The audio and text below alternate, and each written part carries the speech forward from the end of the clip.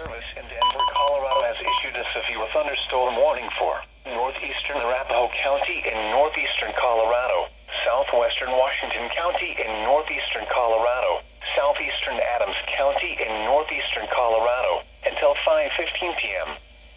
At 4:27 p.m. Mountain Daylight Time, a severe thunderstorm was located 7 miles south of Shamrock, or 33 miles south of Fort Morgan, moving east at 15 miles an hour. Hazard, ping pong ball size hail. Source, radar indicated. Impact, people and animals outdoors will be injured. Expects damage to roofs, siding, windows, and vehicles.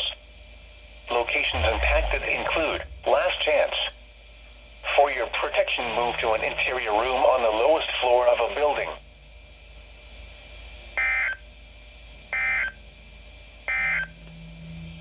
The National Weather